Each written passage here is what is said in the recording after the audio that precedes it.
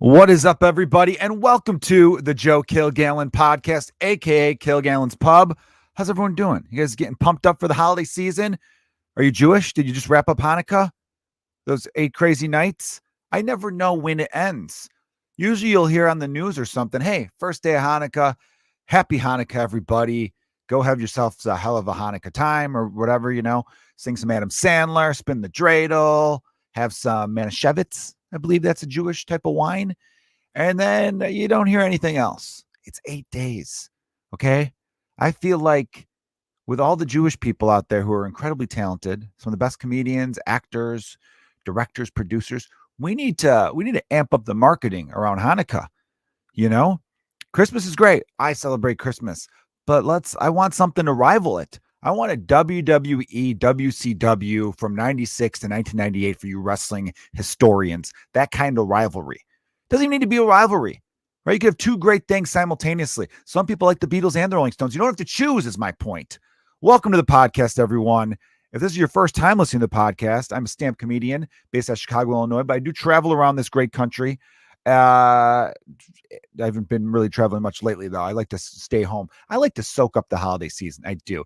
But this is now a 30-minute podcast in which I rant about whatever fucking comes to mind. Typically stuff that you'd talk with your friends about at the pub, at the bar. If you want to support this podcast, you could check out the Patreon. A bonus episode will be up later on today. Later on today, a bonus episode will be up.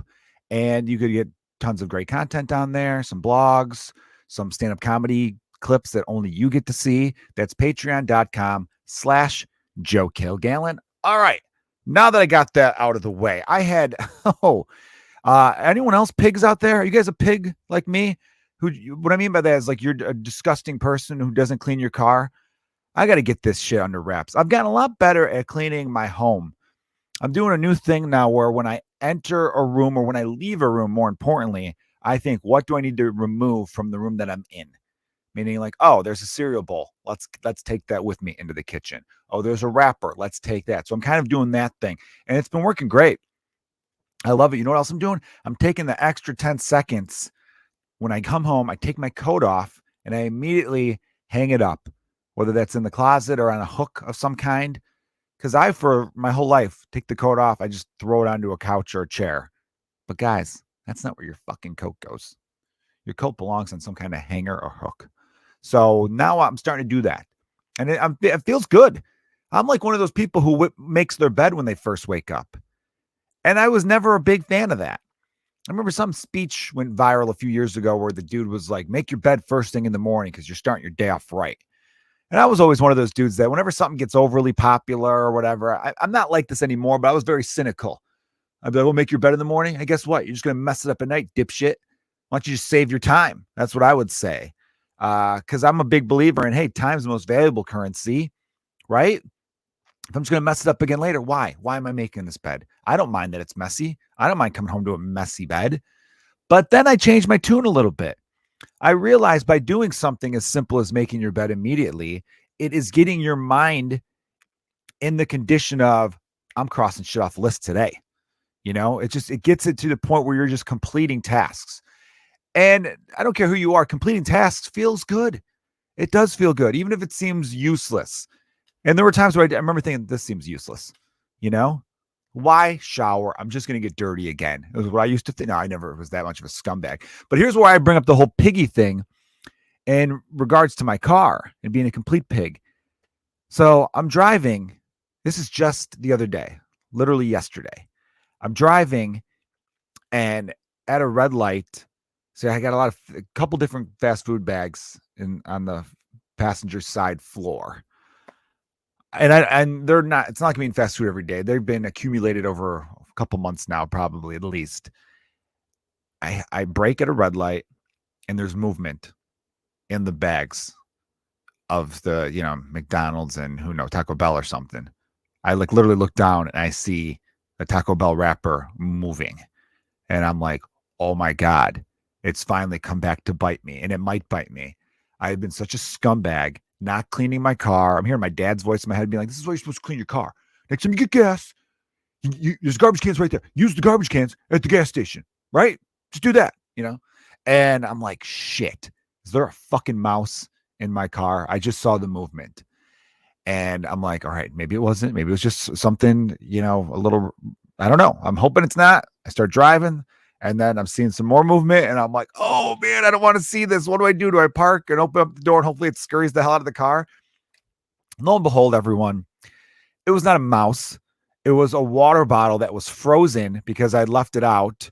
And although the weather's very nice today, unseasonably, it's almost 60 degrees in Chicago. Isn't that crazy? But on December 15th, that's nuts. Anyway, it was just a frozen water bottle that was under the seat. And when I hit the brake, it rolled out and rolled underneath fast food garbage, making me think a mouse was within fast food debris. And holy shit, did that nearly give me a heart attack. Because that is next level disgusting. Like, I don't have an old beater car. I got a solid 2015 Honda CRV. Not bragging, power windows. What's up? But that's not the type of car you assume some homeless man's living in, because cars that people live in are usually some sort of tan, ugly color, like a Chevy Nova or something, like some old car where you're like, I don't think they even make these anymore. This guy's made a home out of it though. Some sort of weird station wagon with like fabric seat torn apart. It's just, so in my head, I'm like, how the fuck did a mouse get in? Was I letting one of my kids in and that mouse been staking out the car? Some little pipsqueak mouse was all like, ooh, that car, I could smell it. I don't know how good mouses smell, And so it was probably eyeballing, knowing, oh, there's some trash in there for me. One day I open up the door, get my son in there, putting him in his car seat. I'm not paying attention. Little mouse darts its way through. And I thought, that's how it happens. I have now crossed over to a new level of scumbag in which I have a loose mouse living in my car. But thankfully, it's just a water bottle rolling around in trash. Whew. And now some of you are thinking, Joe, I bet you cleaned your car right away after that. No, it's still a fucking mess. Still a mess. Look, I got shit to do. Like, there's just certain things. Next time I get gas, I am going to clean it, though. I didn't need to get gas yesterday. But there are things you don't remember to do until you're on your way out the door. Now, I remember my in-laws, their gate is like a real messed up thing. You have to it needs a lot of WD-40. It needs to be fixed on like the one latch part. And I remember thinking to myself, I'm like, this never gets done because by the time you remember it, you're leaving to go somewhere else. That's what it's like with cleaning a car. Most human beings, I imagine, are like me in the sense that they give themselves enough time to get to where they have to go on time. Meaning if there's a car accident, you're not getting there on time. Meaning if, you have to stop to piss, any little deviation from your plan, you're going to be late, right? We all should be better. We should be aiming, I got to be there at 4. I'm going to aim for 3:50. We don't do that, though, as people.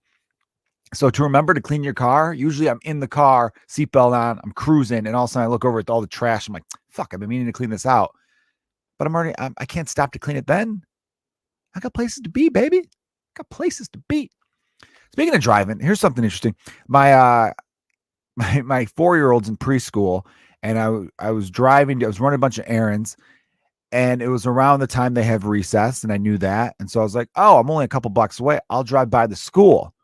But I didn't want to like yell out the window at him, because then he'd be like, oh, Dad, are you here to take me home now? And it's like, no, that's a couple more hours from now. I just didn't want to mess with that. But I wanted to watch him on the playground, see if he's having fun, And he was, and all that was cool. But I remember like I wasn't like parked. I was just like in the middle of the street looking out the window, kind of creeping along at preschoolers on slides and swings. And I remember thinking to myself, man, if any other adults eyeballs this car or anyone looking out their window, they're going to be like, oh, look, there's a potential pedophile, creeping along the street looking at kids playing. Someone quick get the license plate. And I thought to myself, I'm like, man, what a sad world we're living in, where anytime we see an adult staring out at a group of kids playing, we think a predator. Isn't that fucked up? I get it, though. I would think the same thing. If I was driving by a school where I didn't know the kids, maybe they're older, maybe they're in 3rd grade, and I see a car slowly going by, look where all I know is I see a head turned out the window. I don't know what his facial expression is. That could make it worse or better. Worse where if it's like the guy's foaming at the mouth, or better where it's just like he's kind of like looking on like, oh, hey, I'm looking for my kid. But the thing is that like, if I saw that, I would probably think, oh, this is bad news. That's the thing, man. That's where the media really kills you and kills all of us. It makes you believe things are so much worse than they are that you can't trust anyone. We're suspect of so many people now. I don't like that. I don't like living that way. If I saw some old man on a park bench and he's looking out at kids playing, I would want to think, hey, maybe his kids are all grown up now and they live in different parts of the country. His wife passed away recently and he just likes to sit on this bench because that was the bench he would sit on when his kids were that age. And he's just sitting there reminiscing. He's in his 80s now. And no, right? He's not doing anything wrong. What's wrong with that? But now it's like, look at that guy over there, huh? But he's going to jerk off to this later. It's fucked up. That's what media does. We don't, without us even realizing, that's the subtleties. Because as much as people start to pick on stuff with media where they're like, oh, they're divided. I know more people now have noticed when a news story shouldn't be a news story. Or I think everyone's come to grips with the fact where it's like, that one woman who her boyfriend probably killed her recently and they did this big search in the woods for her. Horrible, sad for her and her family. But that stuff happens a lot. But why was her story like the lead story every day for a couple weeks? Pretty white girl. Like we know that like the news will gravitate towards stuff like that. There's other people get killed all the time of stuff and it doesn't make the news. And there's reasons for that. They want ratings. So we've all kind of learned that, where we watch the news and be like, this is fucking stupid. This isn't a story. How is this news when you see a certain segment? But here's where we still haven't noticed it. With little things that keep adding up that change our perception. Like I remember something with kidnapping, which kidnapping, of course, I'm anti, duh, that's horrible. But someone said something like, I'm not going to let my kids ever go anywhere. And I commented, I'm like, do you know, like 95% of kidnappings are by someone who knows the kid? Usually like, it's a situation where there was a breakup and the mother said, you can't see the kids anymore. You're a scumbag. And the father's like, I'll fucking take my kid. And he picks him up from school. And the teacher's just like, oh yeah, there's your dad. Not knowing they got into a big fight. And then the mom's like, oh my God, he was kidnapped. And that's what it is. And also people rarely get kidnapped. Rarely. The numbers are that your child is so unlikely to get kidnapped or molested. Bill Burr had a great joke about this on one of his specials. Like, I don't know, in 2010, maybe it was Why Do I Do This or Let It Go? One of those specials from like 2008 to 2012 era Bill Burr, where he basically talks about like, nobody wants to fuck your kid. It's very unlikely. And we show people statistics all the time as a society. Maybe the news doesn't, but I know there are people out there going like, look at the numbers. Most people aren't pedophiles. Most people aren't murdered. Every time there's a comment about my city, Chicago, by some national source on social media or on anything, they go, Chicago, Jesus Christ, man. People get shot every day there. I'm like, yeah, they do, but the odds of you getting shot there are very unlikely. I see people all the time going like, oh, I don't want to visit Chicago. It's fucking bullets whizzing by your head constantly. Joe, you live in Chicago? Oh my God. How many times did you have to run for cover? None. Zero. I'm not saying there isn't crime here. There is crime. Carjackings are up. All that stuff's bad. But the numbers this year aren't worse than they were in the 90s. You know what I mean? And I bring that up because like, if it could go from really bad in the 90s, like the 90s was worse than this year in the last 5 years. Then it got really good. And as a matter of fact, I remember the year 2004, the murders were so low. It was like the lowest it had been since the early 60s. I bring it up because that means it could get good again. If it's really horrible one year, that does not mean the future can't be better. I think some people see it as trend and they just go, well, it's just going to continue to get bad. I'm like, no, because we have numbers where it's shown, oh, it was really high in the late 80s, early 90s. Then in the 2000s, it got really good. Then it went back up this last decade. And who knows, maybe going into the 20s, the rest of the 20s can be fantastic. I'm a glass is half full kind of guy. But the media really makes it seem like Chicagoans we're constantly running for cover. And it's really, look, there's 3 or 4 neighbors in this city that are war zones, and that's horrible. And there should be a lot more addressed to solve that. But the vast majority of the city is pretty good. I mean, even this flash mobs if you guys haven't heard, that there was like gangs of teenagers, like 100 teenagers. It's insane. And I'm not a fan of it because, a lot of times when I hear about people robbing corporations or like big time stores, like if someone's like, oh, that guy robbed a Walmart, I'm like, I don't care. Walmart's doing fine. They'll live. But if you're doing it with groups of 100 and the shoppers in those areas are afraid to go back shopping in that area, then yeah, it's going to start to hurt the bottom line of these stores. And some of these stores will be like, you know what? We no longer could justify these downtown prices on our real estate or wherever the leases are. It's not worth it for us anymore. Yeah, we're still making some money. And of course, we mark up our products. That way, if we do get robbed, we still have profit. They do. That's why things are a little bit more expensive. You ever see someone's like, oh, it costs $4 to make this shirt, but then they sell for $30. They factor in someone might steal this shirt. So, and then these stores start to leave, and then there's empty storefronts. And then that hurts other business. There is a domino effect. So yes, I would like to see people not stealing. So these flash mobs are bad in that sense. So there should be more done to stop them. I don't know what. There's a whole thing now. I don't even mean to go down this road because I don't know what to think about a lot of it. I'm going to do the thing where I wish more people would do. If you don't have all the information, shut the fuck up. Mainly because some people what the fuck am I talking about? That, crime is up because police are purposely not doing anything about it. Because the police had gotten so much bad press, they're like, well, you guys don't want our help, then we're not going to fucking help you.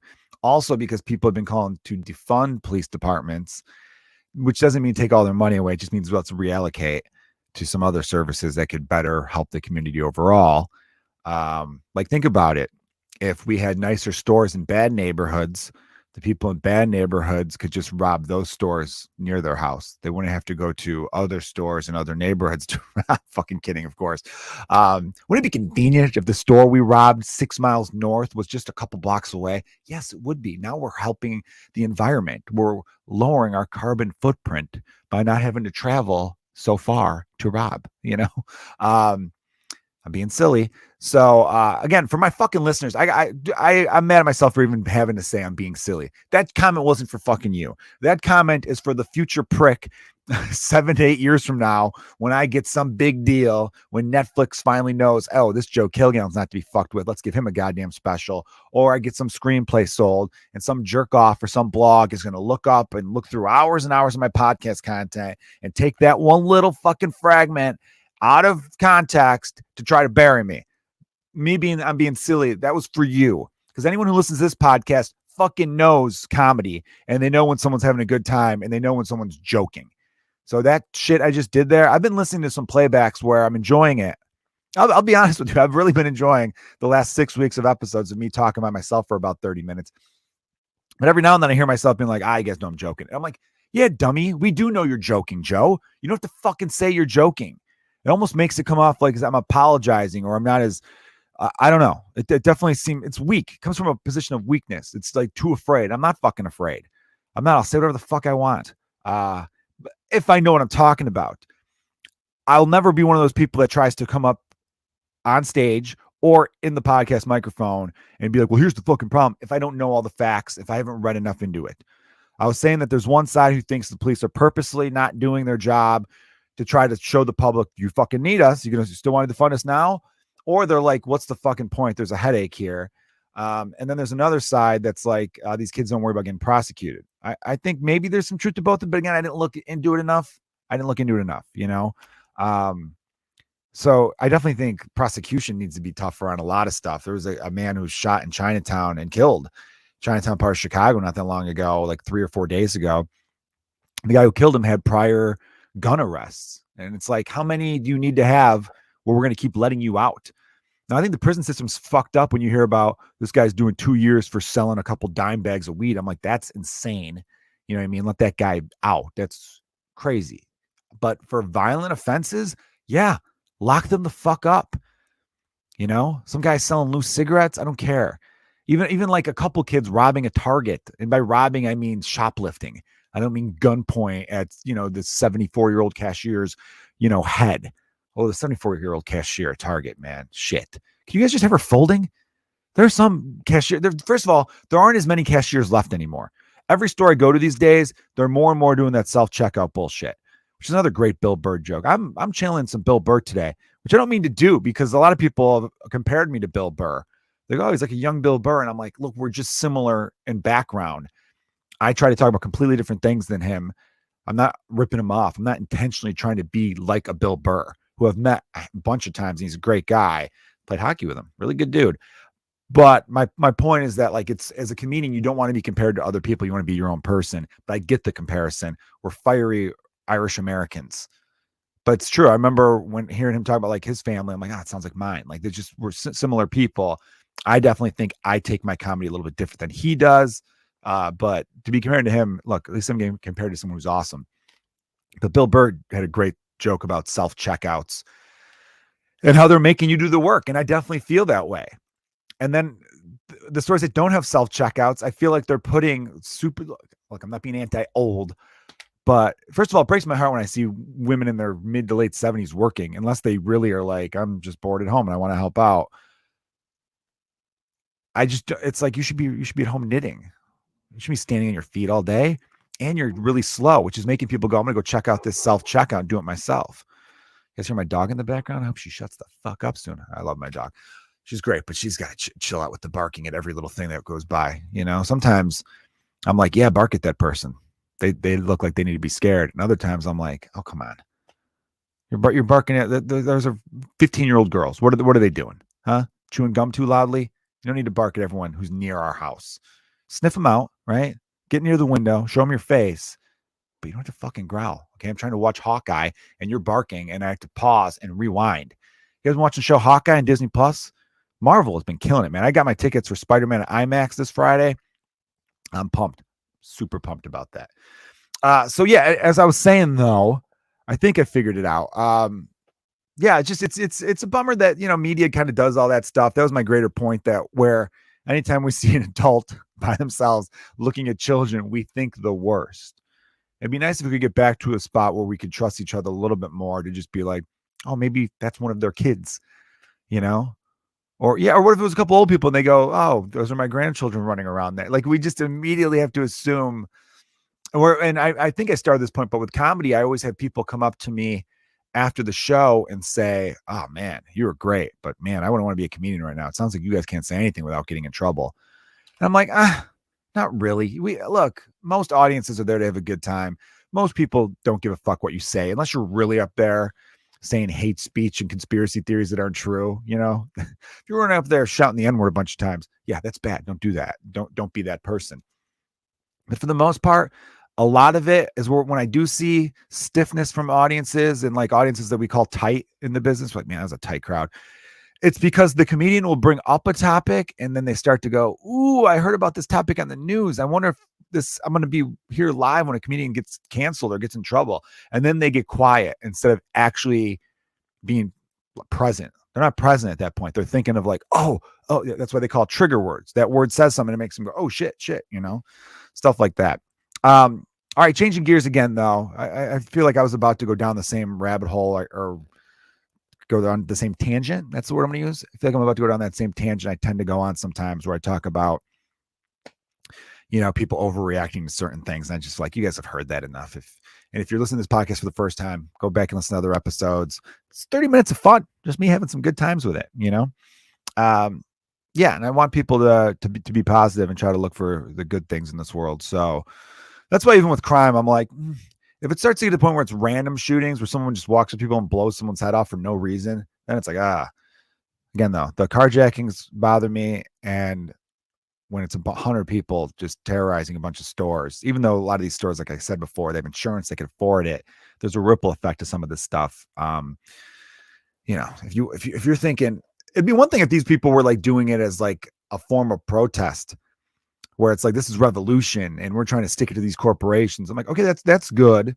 But there's definitely a way to do it where you're not beating up a bus driver who's not minding their own business, which is what happened. All right. So I was watching Guardians of the Galaxy 2 recently, like last week, because I'm going to go see Spider-Man No Way Home in a couple days. For whatever reason, I started watching some of the Marvel movies again. In the past week alone, or the past 2 weeks, I've watched Civil War, because that was the first Spider-Man MCU movie. I didn't watch Homecoming because I don't have it, but I was able to watch Far From Home. Then I watched Black Widow, because then I got it into the timeline of Civil War. After Civil War, Black Widow is technically next in the timeline. And then, I don't know, for whatever reason, I watched Guardians of the Galaxy 2, which is out of order for you Marvel fans listening right now going, the fuck kind of order are you going in right now? I just watched it. It came out in 2017. That's why I think, which was a year after Civil War. That movie, right now I'm going to give you 5 movies that have absolutely made me cry my eyes out. Some of them might surprise you. They're never the typical movies. Number one, there are dog movies like Marley and Me and Old Yeller, and there's a few other ones out there. I will not watch those. I love dogs. And if someone tells me, oh, this is a movie about a dog and it gets sad, I go, I'm not going to watch that. Oh, no, but it's really good. I'm like, I have a dog. I love her to death. The thought of her not existing makes me very, very sad. Don't need to put myself through that shit. Not into it. So stop trying to convince me. So those movies are out. Any movies that are clearly like, I didn't watch Schindler's List. All right. I don't want to watch horrible Holocaust type stuff. That breaks my heart as much that actually happened. The history books were tearjerker enough. I don't need to watch the movie. I didn't do it. And it came out when I was like really young. So, and they're not the obvious ones too. I didn't cry at the fucking Notebook, So here's I'm going to give you 5 movies that have made me sad. And they should have made you sad too. So I'm going to lead off with Guardians of the Galaxy 2. Guardians of the Galaxy 2. So again, if you haven't seen these, spoiler alert for Guardians of the Galaxy 2. It takes place right after the events of Guardians of the Galaxy 1. And Chris Pratt's character, Peter Quill, Star-Lord, his dad comes back into the picture. He never knew who his dad was growing up. And it turns out his dad is basically like a god. He's like Ego the planet. He's a celestial, I think he calls himself, and insane power and all this. And he's trying to reconnect with his son, but it turns out it's for like bad purposes. Like he wants to take over. He plants his seed in all these other worlds and he wants to take them over, and he's a bad dude. And then he finds out that his dad killed his mom, and then Peter's like, fuck that. Because his whole thing was like, why weren't you there for my mom?